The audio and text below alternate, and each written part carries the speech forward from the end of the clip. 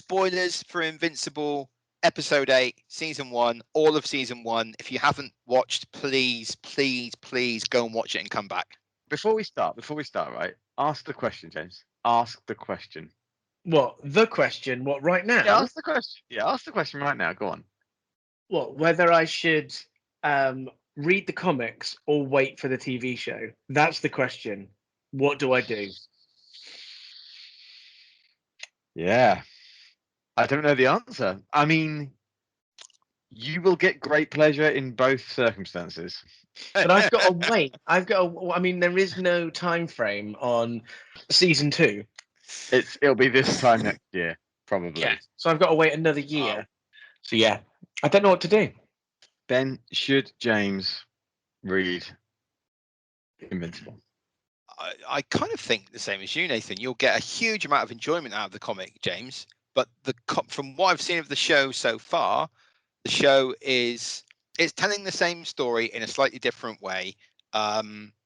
It's not lifting it straight off of the comic. It's embellishing some things, it's adding some things here and there, it's removing some things here and there, but all for the benefit of what I think is a very good story. Listen, James, if you want to read the comic, I will happily lend you the first volume of the hardcovers, and it's like 12 issues. You can have a read and you can see how you get on with it. If you want me to do that, I'm happy to do that. But I'm asking for advice. Should we put it out to people? Should we ask the people? Yeah, I can put it out on Twitter. I can put it out. I want to know if the Invincible guys would tell. I want to know what their thoughts are as well. I want the big cheeses. You know, the head honchos. Yeah. The men the people in the know. Sure. Yeah. Sure. Yeah. Yes. Shall we do a podcast? Yes. Yeah. Look at Mark. You and I, we made him. He's ours. When he feels joy, we feel joy. See that look on his face? How can you see that and not feel the same way? As we get older, it's harder to feel that. The weight of the world, it bogs us down. But our children remind us of the joys in life. It brings us back, shows us what life is all about. This is humanity.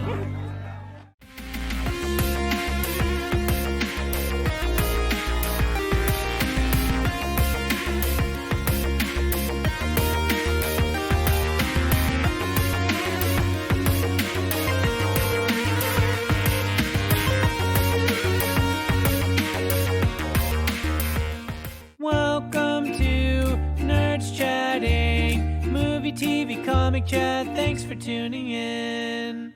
I'd like to say welcome everybody, but I know that we had a really good discussion earlier on that I think Ben's going to put before the credits. So hi again, everyone. It was a cold start. We wedged it straight into you. Now that I've referenced it, Ben has to put it in there. So retrospectively, welcome everybody to the Nerds Chatting podcast. My name is Nate, and with me, as ever, are my two very good friends. James, how are you? I'm good, thanks. Nate, how are you? I'm very well, thank you. And Ben, how are you? I'm good, thanks, Nathan. How are you? I'm really good. I'm even better because I just nailed the opening after 5 years of doing this. I don't know if you did, because I want to say hello to Ben. Hello to Ben. Oh, it's all gone wrong. Oh, no. Hi, James. Hi, Ben. Won't it be nice when potentially next month we can actually do this in the same room together again for the first time since last year?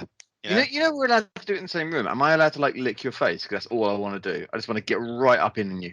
If you could wait till the end of July to lick my face, I'll then be 100% vaccinated up, and then you can lick my eyeballs until your heart's content. You can do that, but I'll have my top off. That's fine. Yeah, that is the image that I already had. I'm gonna have some tassos. Oh god. Oh, okay, that's just one step too far, isn't it? Yeah. So we're the Nerds Chatting. We chat about all things nerdy, movies, TV shows, comic books, sometimes video games, sometimes board games. But actually, this week and for the last few weeks, we've been doing the mini Invincipod, which is where we review the TV show Oh, Invincible. It's supposed to be a mini pod. It normally goes on for about an hour. The point of the story, if anyone hasn't been following so far, is that Ben and I have read all 144 issues of Invincible. We absolutely love it. We went mad for it. We have ranted about it for the many years that we've had a platform to rant from. And James has not read any of it, and he's coming into the TV show fresh. And I think it's safe to say that you've absolutely loved it. I think I might have run out of superlatives for this. Very nice. Thank Ben. you. I learned that word today, just to let you know. That's good. The word you learned today, James, was it thank you or was it No. superlative? Superlative. Oh, very good. Sorry. Okay. Anyway, I just like to say at this point, I am perfectly now willing to accept oaths of fealty from all of my subjects listening to this podcast. Whoever doubted me that Invincible wasn't something that they would enjoy, I am now willing to accept your love and admiration for me being right. So gracious. You're just Yes. you're modest and fair and really, you're a gracious human being, and I think we should all bow down to you for that. So I am. Yeah. You should. Thank you. Yeah. Thank you all. Thank So, you all. so last week we had the finale. It ended. Season 1 came to a conclusion, and it really did, didn't it? It wasn't a cliffhanger. It wasn't a hacky type show. It was like, yeah, here's the story, and I'm gonna fire at you in a second, James. But I just wanted to say, in comparison to last week when I said, oh God, they just punched each other for 30 minutes and get on with the story.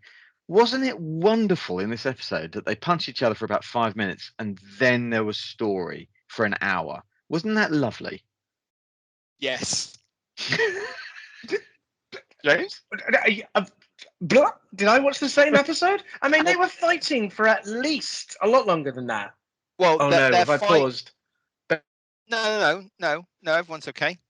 Is everyone still here? James has now paused for me, but he paused after he said, "Oh no, have I paused?" Which is quite funny. He did, didn't he? That is quite funny. Anyway, you're still there, Nathan, aren't you? I'm still here. Yeah. So James doesn't think. Oh, he's back. I can see his eyes. I'm moving. back. Oh, Yeah, damn, he's back. Oh, sorry about that. I think what you're trying to say here, Nathan, if I may, as the sorry, graciousness. Of course.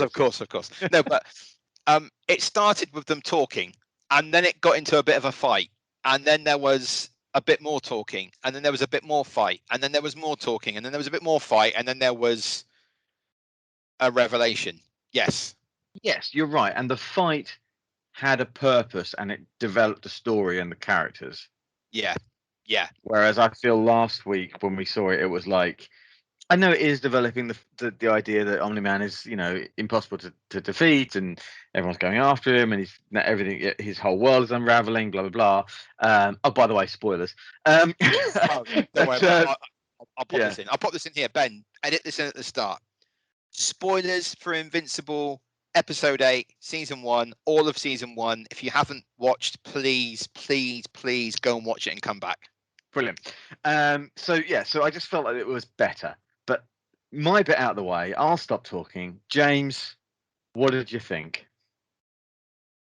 I'm a little bit lost for words, to be honest. If so much, I as I told you before Ben joined us, I watched the episode again just before we came on air, and it was brilliant. I think I can't stop watching the first 10 minutes. Just the revelation of it all coming together. I mean, I had my thoughts. Ben asked me last week what my predictions were. I think I hit every one of those on the head. I was completely right with everything.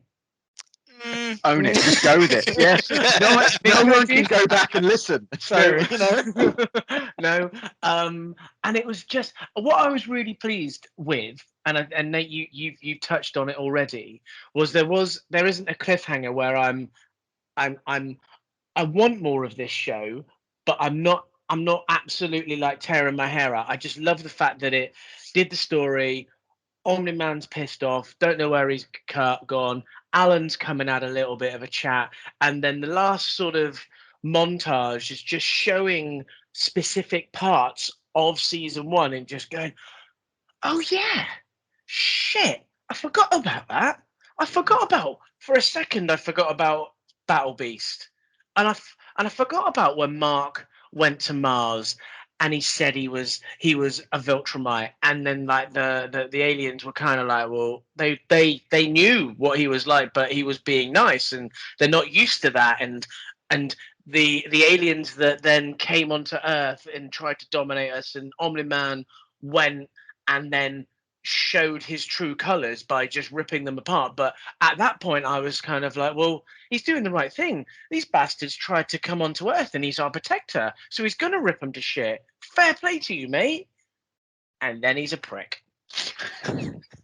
So the show I challenge actually, James. I do think it sort of ends on slightly on a cliffhanger, because, well, where's Omni-Man gone? Where's he going? He's still out there. There is the fact, like you said, there's all the bad guys of the week are still out there. Yeah, they're coming back. So the Flaxons are coming back. Battle Beast will be back. The Sequids are coming back. There's more stuff with Titan and sorry, the Flaxons and what have you, and all those. Yeah. There's a lot more to come, and there are several antagonists that you haven't even met yet. Although there is a line in the opening montage where Nolan is describing where he comes from, where he says, after all the Viltrumites start killing each other so that only the strongest survive, what was left was unstoppable. It pans across two characters at that point, one of which, I squealed when I saw him on screen. I absolutely squealed, and I'm not going to tell you who it is. For you, I Ben squealed. Good. Which we should make a thing. Yeah, but I think what James is probably saying, and forgive me for putting words into your mouth, and correct me if I'm wrong, but it had like an emotional. It was emotional conclusion. Yeah. It wasn't an emotional cliffhanger. I think sometimes these shows end and it's like they purposely want to get you riled up and not give you a closure on stuff. Whereas I felt even with Omni-Man disappearing and not knowing where he is, you still felt like you had closure, because Mark recovers and then he deals with it with his friends, and he reflects on it. We get a moment of reflection from everyone. So Ben, you got your hand up. What was, do you want to say something, Ben? I feel that season 1 wrapped up the way that Star Wars A New Hope wrapped up. Whereas the bad guy went shooting off into space. So Omni-Man flew off to space. Darth Vader went spinning off into space. And it was sort of wrapped up in a nice little bow. Well, they're all there. They're all okay. There's some other stuff out there. But, for now, it's dealt with. It's all wrapped up in a nice little bow and everything's fine. Ben, I think I said this. This is getting too often. I love that. Absolutely spot on. I think it's obviously asked. There are so many questions. I've got so many questions about what's going to happen next and everything else like that. But sort of like the big reveal of Nolan, Omni-Man being an infiltrator and what he's there to do and everything else like that. That was season 1 for me.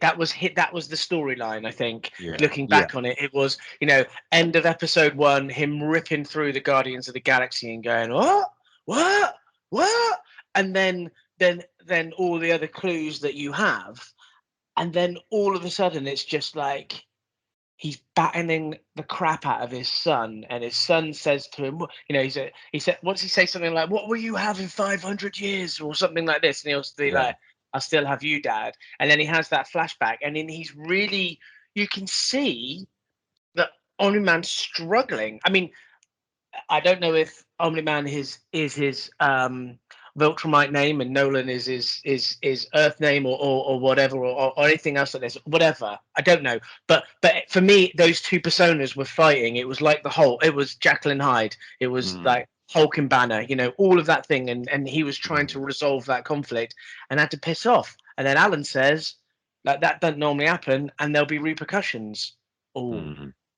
So Nolan is his Viltrumite name, and I think he just adopted the last name of Grayson just to fit in. Okay, thank you.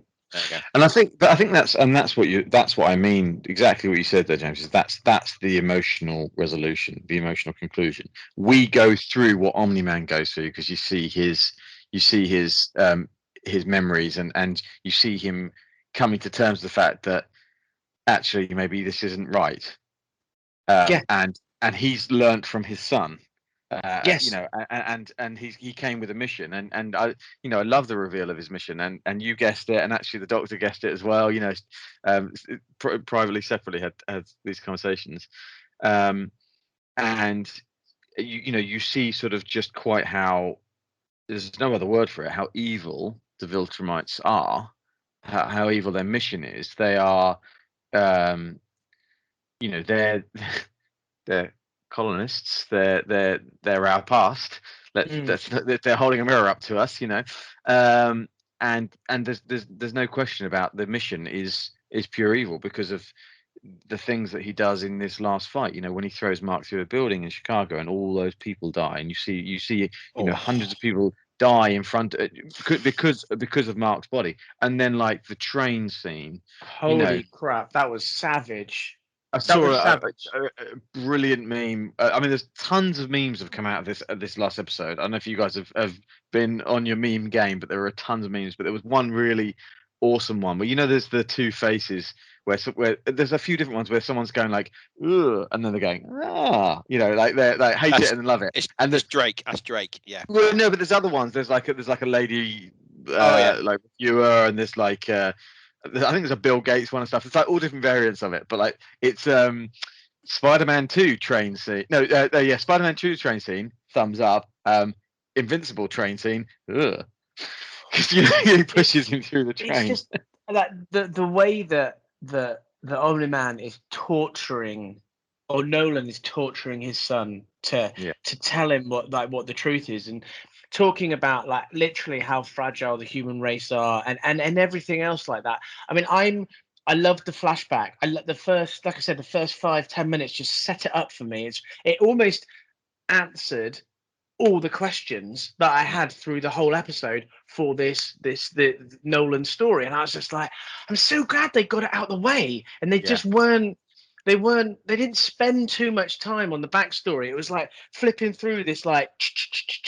Boom, here we are. This is what we're going to do. We're going to mess the human race up. How do you like that?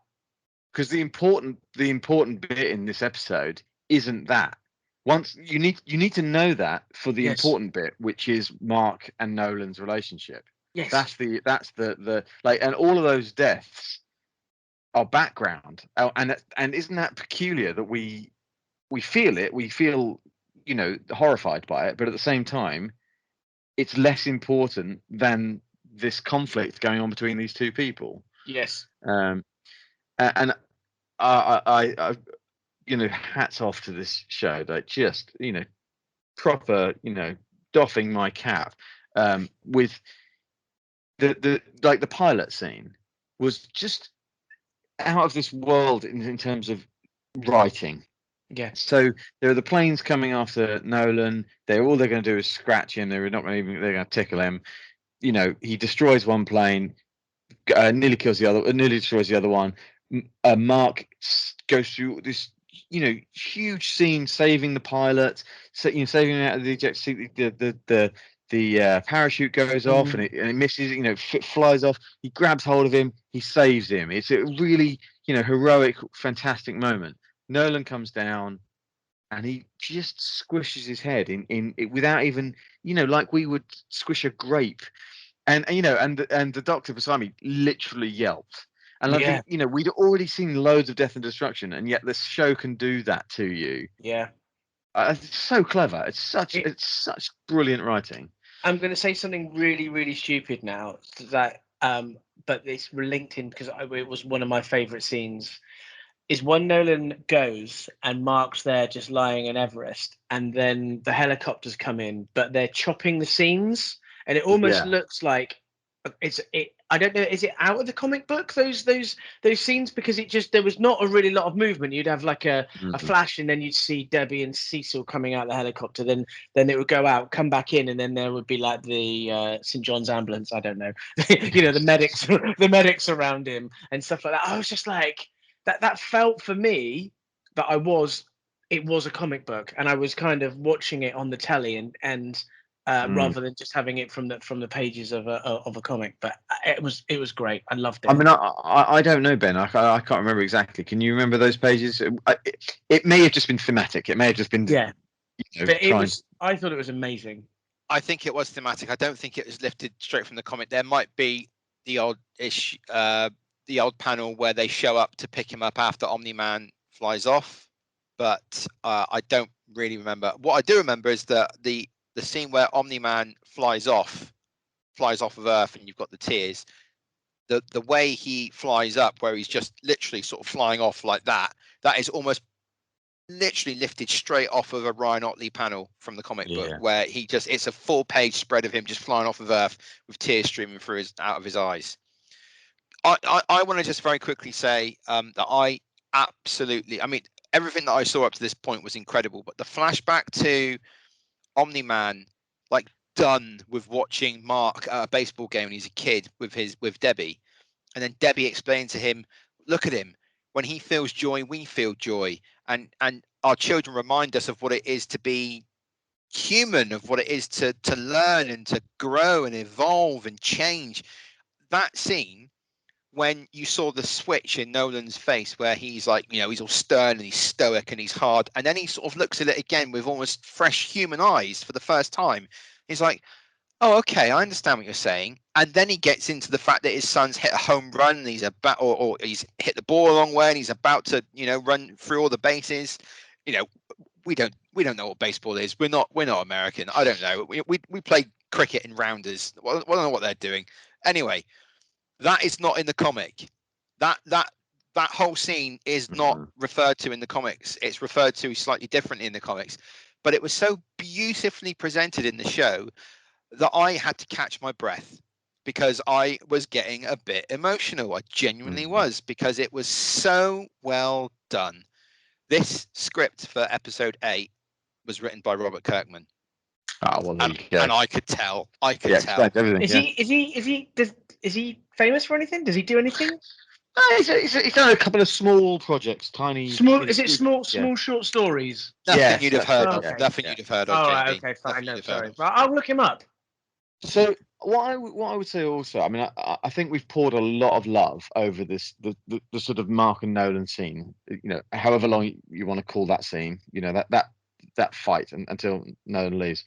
I actually think some of my favorite stuff from this episode came after that, when the friends show up at the door, and there's a moment where they're like, and then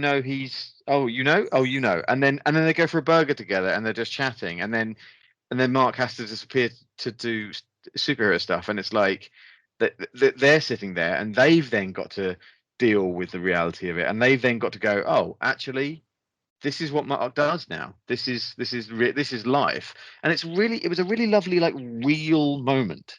I don't know how real you can be with a superhero show, but it felt like, yeah, cool. Let's just have a chat, shall we?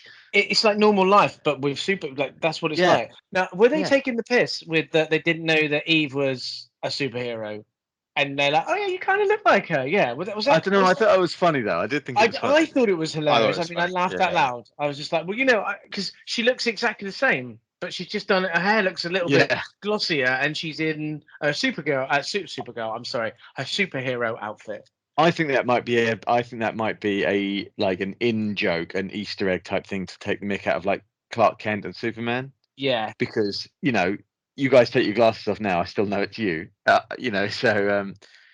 Oh my God! I'm podcasting to the people. What's that? James, you're back. Oh, thank God. Oh, thank God, you're back. Strange has appeared. I was. Oh my God. Well, actually, so Nathan. Actually, when Clark Kent puts on the glasses, he also hunches over and he wears a big baggy suit, whereas when he's Superman, his hair goes the other way, he's still up straight, chest out, muscles all on display, and he's not wearing glasses. So there's a difference. I think that's what it was, though. I think it was trying to just take the mick out of that sort of superhero stereotype. Yeah. I also really loved the Alan scene, the conversation where they had. It felt really calm, and it felt really You know, like when he moves the rock, he's like, pull up a chair, you know, and he comes sits on the rock next to him. I like that. It was just really, it captured the essence of Invincible for me. And I know that, in fact, actually, let's say this episode was a perfect snapshot of the 144 issues for me. It had horrible violence that was, you know, indescribable. It had fantastic emotional character content, but it also had some quiet times. It had some great dialogue, and it had some spacey stuff, which I think is also what I remember. What I think of with Invincible. So, yeah, I really like that later stuff. I mean, was there anything in there, James, that it kind of? I mean, a lot of that it feels like it's supposed to be teasing for the future, Yeah. as cliffhangers. Did you take anything from that? Was there anything that surprised you? In terms of the White Room was really weird. I didn't know what that was all about. That Yeah. was, you know, and then Cecil talking about, we're basically drugging all the Americans so you can't see certain light. So I wonder how that might be used in the future. That was something there that was like, it felt weird that it was there because it just felt like completely out of the blue. You know, Mark's just got out of his hospital bed. He's talking about his dad. They walk into this room. They see Immortal, and he's getting like rebuilt again. I mean, I know. Becca said that to me. She was like, "They're bringing him back to life again." I was like, "His name is the Immortal." Well, yeah, but this is interesting. But and coming back to Ben's point, then, you know, Mark's name is Invincible. So, and he has come back from the brink. How many times in season 1? A few. At least a few. At least a few. 3, maybe 4. Yeah. I don't know. So yeah, Ben. Two things. Number one about the White Room. Number two about his name. Okay. So number one, I think the White Room is lifted straight out of the comic, and I was very pleased that they brought it because I didn't think they would. I think it appeared in the comic for two reasons. One, because it's kind of a cool conspiracy theory. Oh, the government's like drugging the water supply, not just with whatever, and therefore there are certain aspect ratios of light that we can't see. Therefore, they can hide stuff underneath those sort of aspect ratios of light. That is brilliant. It's a really clever story point. I think it was also done to save time when it came to actually drawing the comic, because all you had to do was draw two figures that you could draw, because it's always Cecil and someone else in that room. So you could just draw Cecil and that other person, or you know, if it's Invincible, what have you, and they can save on a lot of what's happening in the background, because drawing comics takes a long time. It's not just something they can just do like that. But the fact that they've actually brought it into the show, I'm very excited about, because it is used several times and in very exciting ways in the comic that I am very much looking forward to seeing in the show. And I can't say any more than that about it.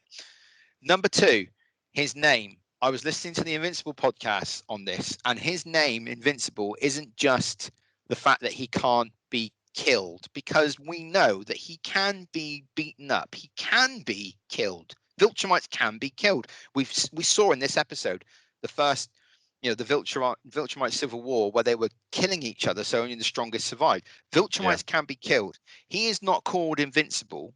The show and the comic didn't call him Invincible because he can't be killed. They call him Invincible because he doesn't give in.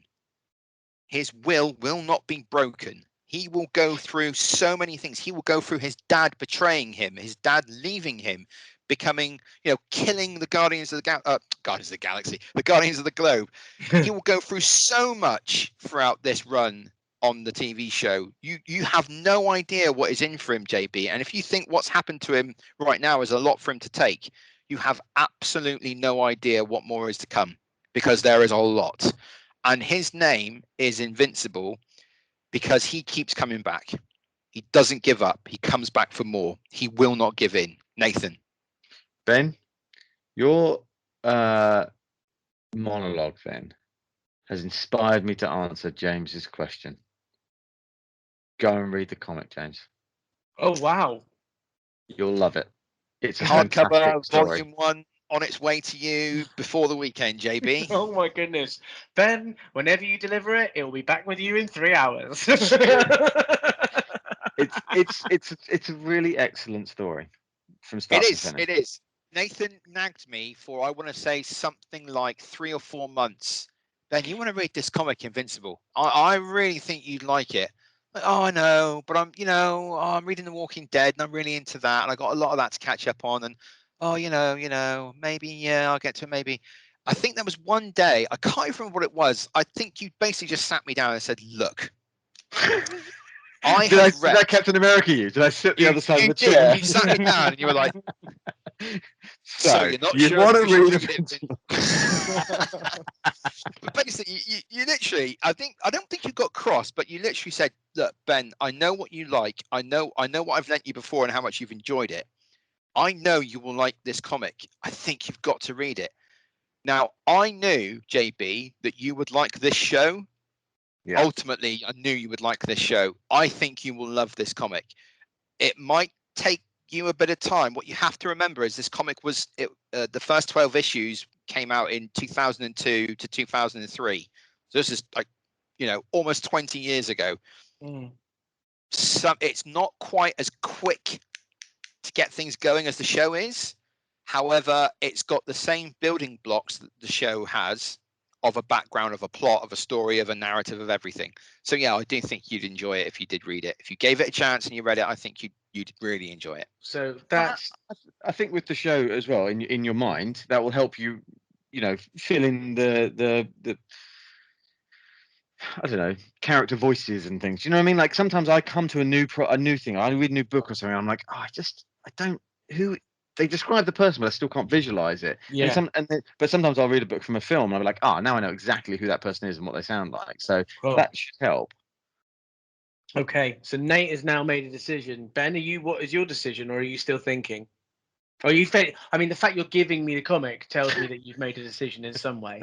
Maybe I should think about that. Oh yeah. I think you should read it. I definitely think you should read it. Yeah. Okay. I think you should. All right. I think that's you should. fine. I think I will. I am. Cool. Am I? I think so. Okay, James. I've got some questions to ask you then. So. Oh no! You did this last time, you bugger. I know. Why? Okay. So, but it's covering things that you've seen. Oh, so good. I just want to check where we are and make sure that we're all on the right page. So why did Nolan kill the Guardians of the Globe? He basically killed them because they would have challenged the rest of the Viltrumites coming onto the planet. I think that's what my view is, because he's got to be number one, and that his job is to basically get Earth ready to be dominated with, I think, as little effort as possible. So why didn't he do it until he found out that Mark had powers? Ooh. Why didn't he do it?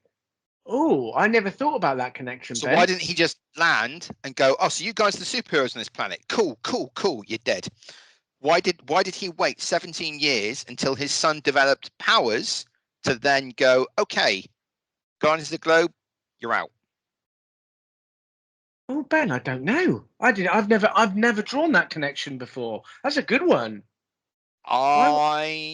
Would it be? Go on. No.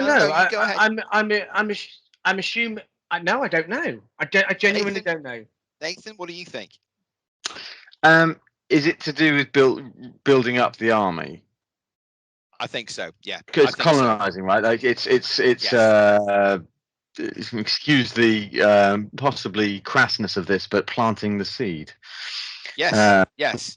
Yeah. And the fact that he's found out that he can, for lack of a better term here, he can mate with a native of Earth and produce a pretty much full-blooded Viltrumite soldier, because that's what Mark is to him at this point, at the start of this episode. Possibly not by the midway point where he has his crisis of conscience. Yes. Okay. Right. Why didn't Nolan kill the new Guardians of the Globe team? They're insignificant, surely. I believe that's correct. He watched them in that fight against Battle Beast and Machine Head's goons, and he was just like, ugh, pathetic. Yeah, what an absolute waste of my time. I could just go and break these people. Well, actually, yes, you're absolutely right, and I think that's the culminate the ending or part of the ending in episode 8 is the new Guardians of the Globe coming together as a team. Yeah. But from the very little that I saw of the original Guardians of the Globe, the new ones look crap. If I'm honest, they don't look. Whether it's because of like Immortal and he just looks like nails and angry, but man, that dude just gets ripped apart all the time. It just didn't feel the same. I don't know. Like Duplicate, I mean, it's a shit superhero. It feels like a shit superhero in my opinion. I mean, challenge that.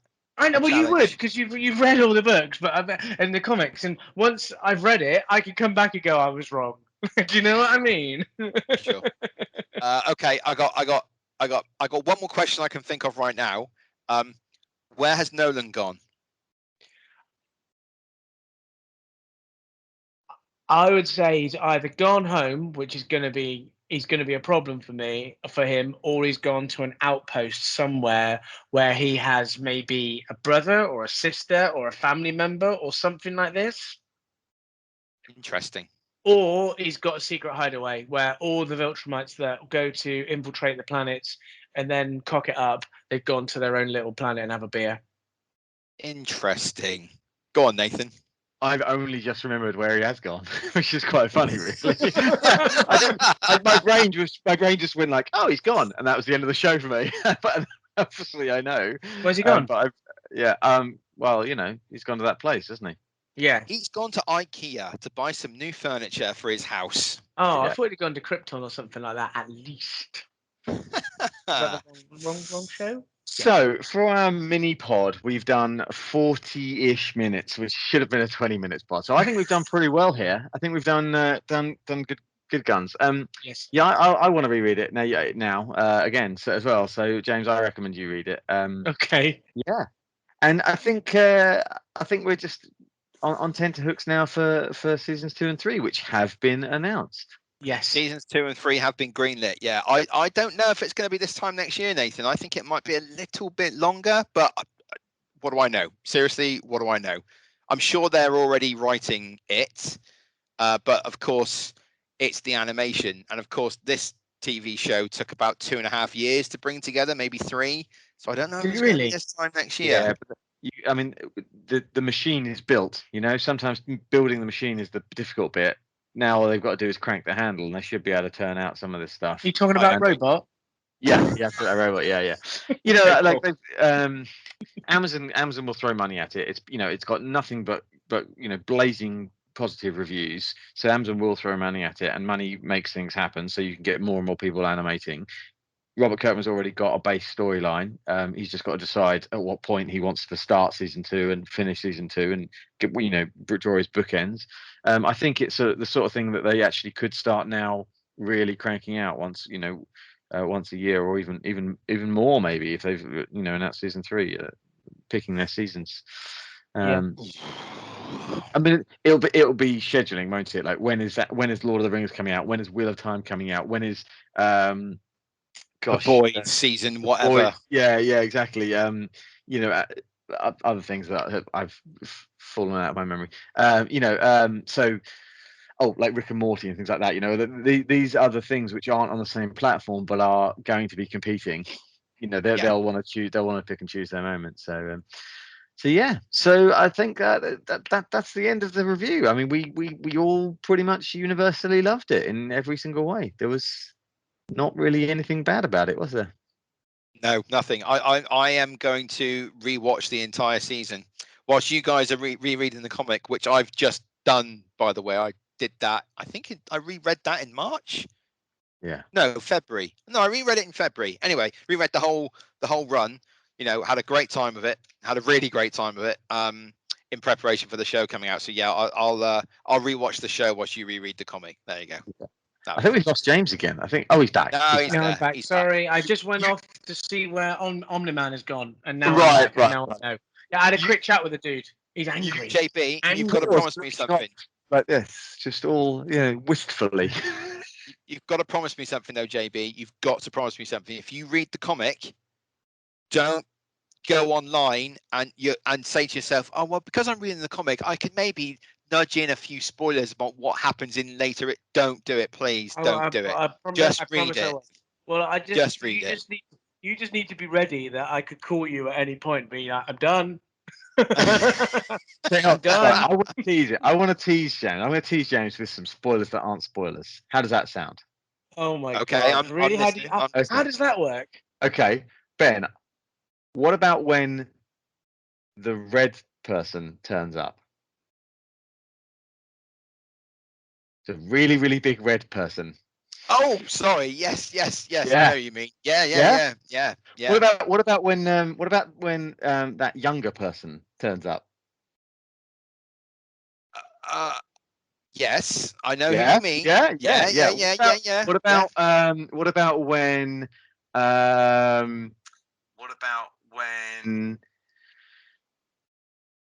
they go somewhere? Oh my god! Yeah. This is like. Can I play the game as well? And do you remember when Battle Beast comes back? I've got one. All I want to do, I know, Ben. All I want to do is just salivate you, James. I want you to read it. That's what I'm trying to do. I'm absolutely frothing. I'm frothing. I've got one. I've got one.